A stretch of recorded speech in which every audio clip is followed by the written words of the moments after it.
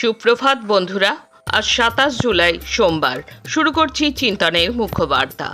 আজকের মুখ্যবার্তার বিশেষ বিশেষ বিভাগগুলি: আন্তর্জাতিক সংবাদ, দেশের সংবাদ, রাজ্যের সংবাদ এবং খেলার সংবাদ। আন্তর্জাতিক সংবাদ।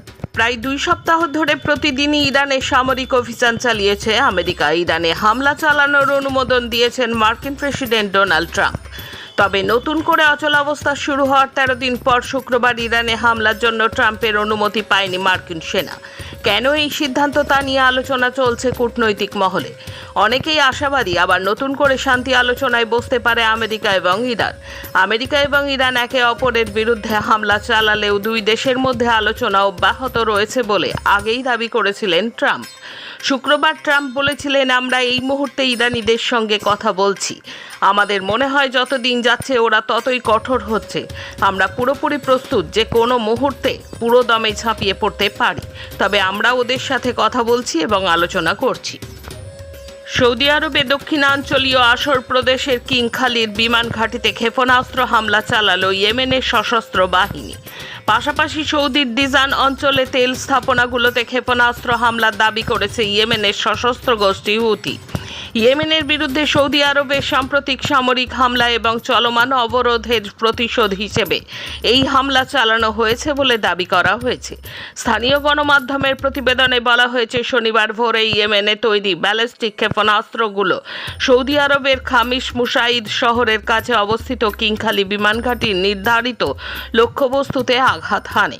রাজধানী রিয়াদ থেকে শহরটির দূরত্ব প্রায় 884 কিলোমিটার। ইরান যুদ্ধ বন্ধে মরিয়া পাকিস্তান। এবার মধ্যস্থতার প্রচেষ্টায় যুক্ত হচ্ছে চীনও। প্রায় 5 মাস ধরে চলা যুক্তরাষ্ট্র ইরান যুদ্ধের অবসানে স্থগিত হয়ে যাওয়া আলোচনায় আবার শুরু করার পথ খুঁজছে পাকিস্তান। দেশটির 3টি সূত্র জানিয়েছে, চীনের উদ্যোগে নতুন করে এই প্রচেষ্টা শুরু হয়েছে। সূত্রগুলো জানাচ্ছে, এই সপ্তাহে ইরানের স্বরাষ্ট্রমন্ত্রী এসকান্দার মোমেনি ইসলামাবাদ সফরের সময় এই বিষয়ে প্রাথমিক আলোচনা হয়েছে। গত 10 দিনের মধ্যে এটি ছিল তার দ্বিতীয় পাকিস্তান সফর। বার্লিনে প্রাইড ওয়াক মিছিলে হামলায় মৃত্যু হয়েছিল একজনের এবং আহত হয়েছিলেন অন্তত 29 জন। শনিবার সেই ঘটনার মূল অভিযুক্ত প্রাণ হারালেন পুলিশের গুলিতে। বার্লিন পুলিশ জানিয়েছে, শনিবার প্রাইড ওয়াক চলাকালীন অভিযুক্ত একটি গাড়ি নিয়ে মিছিলে ঢুকে পড়েন। তারপর একটি ধারালো অস্ত্র দিয়ে এলোপাথারি আঘাত করতে শুরু করেন আশেপাশের মানুষদের, যার জেরে মৃত্যু হয় একজনের এবং আহত হন বহু। এরপর ঘটনাস্থল থেকে চম্পট দেন ওই অভিযুক্ত। তখন থেকেই তার সন্ধান চালাচ্ছিল পুলিশ। বাংলাদেশের রাষ্ট্রপতি মোহাম্মদ শাহাবুদ্দিন শনিবার পদত্যাগ করেছেন। লন্ডনে গিয়ে প্রাক্তন প্রধানমন্ত্রী শেখ হাসিনার সঙ্গে তিনি ফোনে কথা বলেছিলেন বলে যে খবর ছড়িয়েছে, তা নিয়ে এবার মুখ খুলল সেদেশের সরকার। বাংলাদেশের স্বরাষ্ট্রমন্ত্রী সালাউদ্দিন আহমেদ জানিয়ে দিলেন, এ বিষয়ে সরকারের কাছে কোনো তথ্য নেই। তার কার্যকালের মেয়াদ থাকাকালীন তার এই পদত্যাগের সিদ্ধান্ত নিয়ে জল্পনা জোরালো হয়েছে। অনেকেই দাবি করেছেন, হাসিনার সঙ্গে ফোনালাপের পর রাষ্ট্রপতি পদ ছাড়ার সিদ্ধান্ত নেন শাহাবুদ্দিন। এই প্রসঙ্গে রবিবার ঢাকার সচিবালয়ে স্বরাষ্ট্র মন্ত্রকের সভাকক্ষে বসে সালাউদ্দিন জানান, খবরটি তিনি গণমাধ্যমেই দেখেছেন, কিন্তু সরকারের কাছে এমন কোনো তথ্য নেই। এর কোনো প্রমাণও পাওয়া যায়নি। কিসের ভিত্তিতে এই খবর ছড়িয়েছে জানেন না বলে দাবি করেছেন বাংলাদেশের স্বরাষ্ট্রমন্ত্রী। সঙ্গে তিনি বলেন, এখন ইন্টারনেটের যুগে কারোর সঙ্গে কথা বলতে চাইলে লন্ডনে যেতে হয় না, এখান থেকেই বলা যায়। আসছি দেশের খবরে।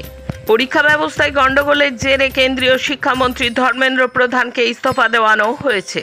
তাতে দেশের তরুণ সমাজের দীর্ঘ 37 দিনের আন্দোলনের প্রাথমিক জয় অর্জিত হয়েছে। ঘোষিত হয়েছে এবারের লড়াই শিক্ষা ব্যবস্থার বদলের। কিন্তু সেই বদলের সন্ধিক্ষণে এবার মোদির দাওয়ায় হলো ইনফোসিস। প্রধানের ইস্তফার ঠিক পরদিনই দেশের পরীক্ষা ব্যবস্থা সংস্কারের নামে প্রধানমন্ত্রী নরেন্দ্র মোদী রবিবার সোশ্যাল মিডিয়ায় দেওয়া এক ভিডিও বার্তায় তিনি জানান, ভারতের জাতীয় পরীক্ষা ব্যবস্থাকে সম্পূর্ণ আধুনিক ও প্রযুক্তি নির্ভর করতে বিশেষজ্ঞ নন্দন নীলেকনির নেতৃত্বে একটি টাস্ক ফোর্স গঠন করা হচ্ছে। নীলেকনির নেতৃত্বাধীন এই বিশেষ কমিটি পরীক্ষা পদ্ধতির যাবতীয় খামতি পর্যালোচনা করে সরকারের কাছে রিপোর্ট জমা দেবে। সেই রিপোর্টের সুপারিশের ভিত্তিতেই আগামী দিনের সমস্ত সর্বভারতীয় পরীক্ষার স্বচ্ছতা ও বিশ্বাসযোগ্যতা সুনিশ্চিত করা হবে বলে আশ্বাস দিয়েছেন প্রধানমন্ত্রী।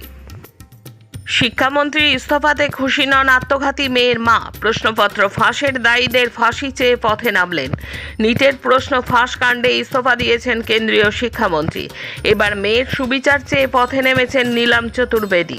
প্রশ্ন ফাঁসের পর পরীক্ষা বাতিল হতেই আত্মঘাতী হয় তার কন্যা আকাঙ্ক্ষা। সন্তানহারা নীলাম বলেছেন, মন্ত্রী ইস্তফা দিলেই কি লাভ? প্রশ্ন ফাঁসের নেপথ্যে যারা জড়িত তাদের ফাঁসিতে ঝোলানো হোক দাবি করেছেন নীলাম। শনিবার পদত্যাগ করেছেন ধর্মেন্দ্র প্রধান, কিন্তু তাতেও মেয়ের সুবিচার মেলেনি সাফ জানিয়ে দিয়েছেন নীলাম। নিট বাতিল হতেই গত 20শে মে আত্মঘাতী হয় তাঁর কন্যা। আদতে মধ্যপ্রদেশের বাসিন্দা এই চতুর্বেদী পরিবার। নিট কেলেঙ্কারির জেরে শনিবারও বিক্ষোভ সংঘর্ষ হয়েছে বিহার উত্তরপ্রদেশের বেশ কয়েকটি জায়গায়। তবে মহারাষ্ট্র টেট পরীক্ষার প্রশ্নপত্র ফাঁসের মূল চক্রীকে গ্রেপ্তার করল থানে পুলিশ। বীরেন্দ্র গুপ্ত নামে ওই অভিযুক্ত যুবককে বিহার থেকে গ্রেপ্তার করে মহারাষ্ট্রের পুলিশ। মহারাষ্ট্রের টেট ছাড়াও একাধিক পরীক্ষার প্রশ্নপত্র ফাঁসের অভিযোগ রয়েছে তার বিরুদ্ধে। মনে করা হচ্ছে প্রশ্ন ফাঁসের সিন্ডিকেট চালাতেন বিজেন্দ্র। সূত্রে খবর, আগে থেকে খবর থাকায় এদিন সকালে বিহারে তল্লাশি অভিযান চালায় মহারাষ্ট্র পুলিশ। গঙ্গাবক্ষে চিকেন বিরিয়ানি খাওয়া কোনো অপরাধ নয় বললেন সুপ্রিম কোর্টের বিচারপতি। চলতি বছর মার্চ মাসে বিরিয়ানি খাওয়ার পর উচ্ছিষ্ট গঙ্গা নদীতে ফেলা হয় বলে অভিযোগ ওঠে। বারাণসীতে গঙ্গার বুকে নৌকায় ইফতার পার্টি চলার সময় ওই উচ্ছিষ্ট ফেলার অভিযোগ উঠতে শুরু হয় বিতর্ক। মার্চ মাসের ওই ঘটনায় ধর্মীয় ভাবাবেগে আঘাত লাগার অভিযোগ তুলে থানায় এফআইআর দায়ের হয়। ওই ঘটনায় যাদের গ্রেপ্তার করা হয় তাদের প্রায় 3 মাস জেলেও থাকতে হয়। সম্প্রতি অযোধ্যাতেও সরজু নদীতে নৌকায় বসে কয়েকজন মাংস এবং বিয়ার খেয়েছেন বলে অভিযোগ ওঠে। এই নিয়েও অভিযোগ দায়ের হয়। আর এই নিয়েই চলা বিতর্কের মধ্যে ভিন্ন মত পোষণ করেছেন সুপ্রিম কোর্টের বিচারপতি উজ্জ্বল ভূঁইয়া। জনসমক্ষে ভিন্ন মত প্রকাশের প্রতি ক্রমবর্ধমান অসহিষ্ণুতার কঠোর সমালোচনা করেন তিনি। শান্তিপূর্ণ সমাবেশ, বিতর্ক এবং ভিন্ন মত পোষণকে ক্রমশ অপরাধমূলক কর্মকাণ্ড হিসেবে গণ্য করা হচ্ছে বলেও মন্তব্য করেন সুপ্রিম কোর্টের এই বিচারপতি। রবিবার মানকাটা দিবসে নয়াদিল্লির হরকিষাণ সিং সুরজিৎ ভবনে আয়োজিত অনুষ্ঠানে কিউবার প্রতি জোরালো সংহতি জানানো হলো। এই অনুষ্ঠানে সিপিআইএম পার্টি কর্মী এবং সমর্থকেরা উপস্থিত হয়ে কিউবার জনগণের প্রতি তাদের সংহতি ও সমর্থন ব্যক্ত করেন। অনুষ্ঠানে ভারতে নিযুক্ত কিউবার রাষ্ট্রদূত ওয়ান কার্লোস মার্সন বক্তব্য রাখেন। দিল্লির যন্তর মন্তরে পুলিশি বর্বরতার প্রশ্নে আজ উত্তাল হবে সংসদ।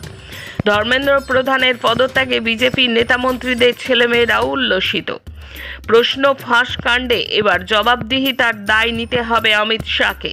ইস্তফা দেওয়া উচিত অমিত শাহের, বললেন সিপিআইএম সাংসদ জন ব্রিটাস। এখন রাজ্যের খবর।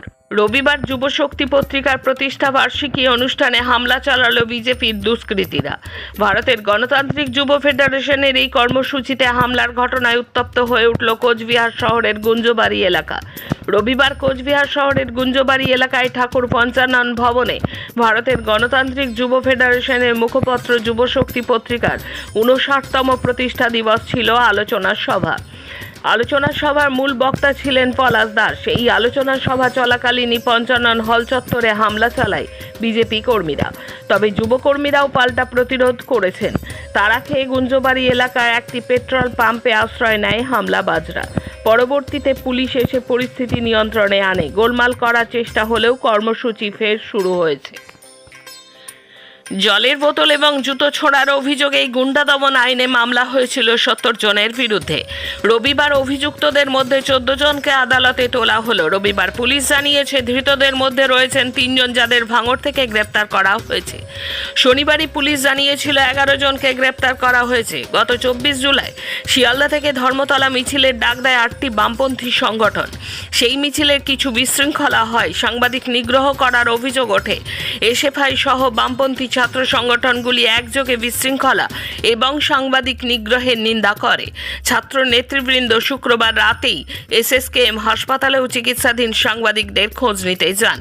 কেন্দ্রীয় শিক্ষামন্ত্রীর পদ থেকে ধর্মেন্দ্র প্রধানের পদত্যাগের দাবিতে দেশ জুড়ে ছাত্র আন্দোলনে জুড়ে ছিল কলকাতাও। সারা দেশে কলকাতার মিছিলের খবরও পৌঁছে যায়। তবে রাজ্যের বিজেপি সরকার বিষয়টিকে বিশৃঙ্খলার ঘটনা হিসেবে দেখাতে বেশি তৎপর। বিধানসভায় মুখ্যমন্ত্রী বিবৃতি দিয়ে কয়েকজনের নাম করে বলেন এমন শাস্তি দেওয়া হবে যে 3 পুরুষ মনে রাখবে। শনিবার বারুইপুরে মুখ্যমন্ত্রীর বিবৃতির কড়া সমালোচনা করেন সিপিআইএম রাজ্য সম্পাদক মোহাম্মদ সেলিম। তিনি বলেছেন যে গুন্ডা দমন আইনের নামে যা করা হয়েছে তার মূল উদ্দেশ্য বিরোধিতাকে দমন। তবে অন্যায়ের বিরুদ্ধে প্রতিবাদকে দমিয়ে রাখা যায় না, দিল্লি যন্তর মন্তর তা দেখিয়েছে। ভুকমারি সে আজাদি, ভেদভাব সে আজাদি, কাশ্মীর মাঙ্গে আজাদি, এই ধরনের স্লোগান নাকি দেশ বিরোধী। আজাদি স্লোগানদাতাদের হাসপাতালে পাঠানোর হুঁশিয়ারি শ্রমিকের, চলল রাজনীতির পারদ। কার্গিল বিজয় দিবসের অনুষ্ঠান মঞ্চ থেকে বিজেপি রাজ্য সভাপতি তথা সাংসদ শ্রমিক ভট্টাচার্যের একটি মন্তব্যকে কেন্দ্র করে উত্তাল রাজ্য রাজনীতি। তিনি সাফ জানান, যারা দেশবিরোধী স্লোগান দেন তাদের সরাসরি বাড়ি না ফিরে হাসপাতাল বা জরুরি বিভাগ হয়ে ফিরতে হবে। শ্রমিক ভট্টাচার্যের এই মন্তব্যের পর এই সমস্ত বিরোধী রাজনৈতিক দলগুলি তীব্র প্রতিক্রিয়া জানাতে শুরু করেছে। বিদ্রোহীদের তোপ, গণতন্ত্র ও আইনের শাসনের অবমাননা হচ্ছে। শ্রমিক ভট্টাচার্যের এই বক্তব্যকে উস্কানিমূলক এবং হিংসা ছড়ানোর চেষ্টা বলেছে বিরোধী শিবির। মিছিল বা জমায়েতে যদি আপত্তিকর বা দেশবিরোধী স্লোগান উঠে থাকে তবে তার বিরুদ্ধে ব্যবস্থা নেওয়ার জন্য পুলিশ ও প্রশাসন রয়েছে। আইন নিজের হাতে তুলে নেওয়ার বা কাউকে মারধর করে হাসপাতালে পাঠানোর নিদান কোনোভাবেই মেনে নেওয়া যায় না। বাম ও কংগ্রেস নেতৃত্বের একাংশের মতে এই ধরনের মন্তব্য সমাজে মেরুকরণ ও হিংসার পরিবেশ তৈরি করতে পারে। অন্যদিকে রাজ্য সভাপতির এই বক্তব্যকে সম্পূর্ণ সমর্থন জানিয়ে পাশে দাঁড়িয়েছে গেরুয়া শিবির। অবশেষে পুলিশের জালে দার্জিলিংয়ের ঐতিহ্যবাহী লংভিউ চা বাগানের মালিক গোবিন্দ গর্গ। তদন্তে নেমে শনিবার সল্টলেক থেকে তাঁকে গ্রেপ্তার করে কার্শিয়াং পুলিশের অধীনস্থ সুকনা থানার পুলিশ। ধৃত গোবিন্দ গর্গের বিরুদ্ধে একাধিক অভিযোগ রয়েছে। তার গ্রেপ্তারির দাবিতে লাগাতার অনশন চালিয়ে যাচ্ছিলেন লংভিউ চা বাগানের কয়েকশো শ্রমিক। দীর্ঘ প্রায় 1 দশক ধরে নানান রকম টালমাটাল পরিস্থিতির মধ্যে দিয়ে চলছে দার্জিলিংয়ের ঐতিহ্যবাহী লংভিউ চা বাগানের শ্রমিকেরা। বকেয়া টাকার পরিমাণ প্রায় পাহাড় প্রমাণ।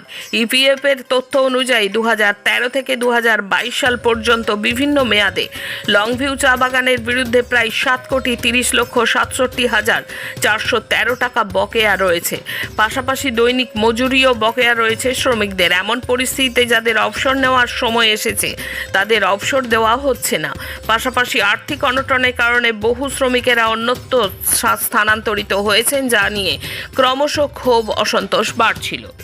শেষে খেলার খবর। চলতি মরশুমের প্রথম ডার্বিতে মুখোমুখি মোহনবাগান ও ইস্টবেঙ্গল। এই ডার্বি দিয়েই শুরু হচ্ছে এবারের ডুরান্ড কাপ। ডুরান্ড ডার্বিতে সাহালের গোলে জয় মোহনবাগানের। মরশুমের শুরুটা খারাপ হলো ইস্টবেঙ্গলের। সোনার হ্যাট্রিক, ভারোত্তোলনে 48 কেজি বিভাগে ইতিহাস তৈরি করলেন। কমনওয়েলথ গেমসে নজির গড়লেন মীরাবাই চানু। এবারের কমনওয়েলথ গেমসে ভারতকে প্রথম সোনা এনে দিলেন মীরাবাই। পদক জিতে পোডিয়ামে জাতীয় সঙ্গীতের সময় চোখের জল ধরে রাখতে পারেননি ভারতের সোনার মেয়ে। আজকের মুখ্য বার্তা এই পর্যন্ত। নমস্কার।